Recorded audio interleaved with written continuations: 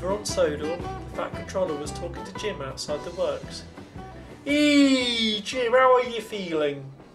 "Better than ever. I've never felt so good in my life, sir."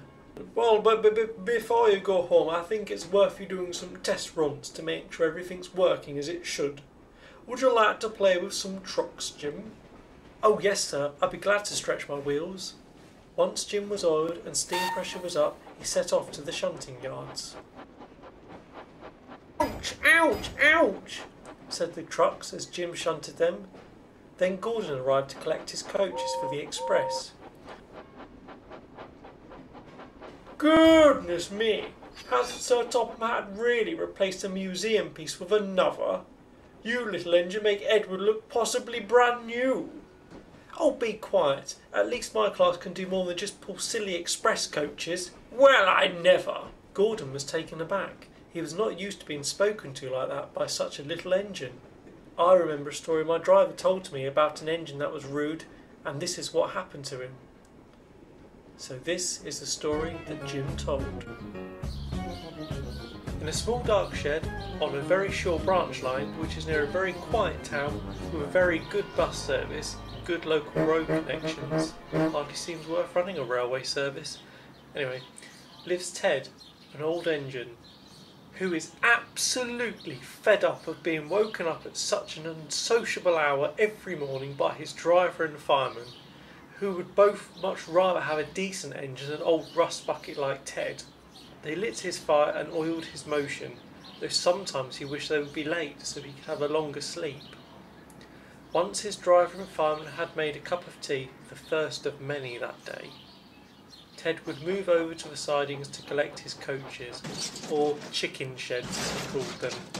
They were old four-wheeled coaches which were falling apart. They would much rather be nice bungalows than have passengers banging their doors with no respect whatsoever for them. After his driver and fireman had yet another cup of tea and a chocolate biscuit, the guard would tell them to get a move on, or they would be late for the intercity service at the slightly bigger station down the line. So they set off down the line, or up the line depending on where you're standing. Ted hated the smell of the countryside, especially when the farmer had been muck spreading. As Ted was the only engine on the line, he did sometimes have a slightly pompous personality. Do hurry up, said the coaches. "Oh, be quiet, you old coaches, or I'll shunt you to the scrapyard, where you're long overdue." At the slightly bigger station, fast trains flashed by on the main line. "Show-offs," said Ted. Later on, Ted was sleeping in the bay platform. He was awoken by two train spotters that were taking his name and number. "Be off with you," hissed Ted. "Let me sleep in peace." As Ted's driver and fireman were having a relaxing cup of tea, an intercity HST pulled up on the opposite platform. "How's the Chicken Shed Express?" said the HST. "You can have them if you want." "Oh, I'd rather have my nice air-conditioned coaches," said the HST. "I'd rather go back to my shed than pull your Fat Cat Express. Tell your passengers to hurry up," said Ted angrily. "Seems someone's in a slightly bad mood.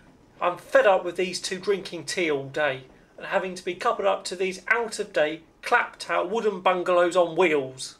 You know, in the big city, people would call your coaches retro items." The HST receives the guard's right-of-way and pulls out of the station. Retro items, thought Ted, with a glint in his smoke box. Later that day, Ted was breaking the speed limit down his branch line, and also dreaming of a new padlock for his shed, so he would not get disturbed anymore. After all, he was feeling quite pleased with himself, as he'd met a gentleman at the station who was looking to build a beach hut for the summer, and Ted, being Ted, struck up a deal with the gentleman. As Ted backed down into his shed, he looked over at his smart new coaches, as his old coaches are now serving a most useful role as beach huts. Ted settled down to sleep, but within a few weeks his line would be closed and turned into a bypass. Ted would be sent to a scrapyard, where he would slowly rust away in peace.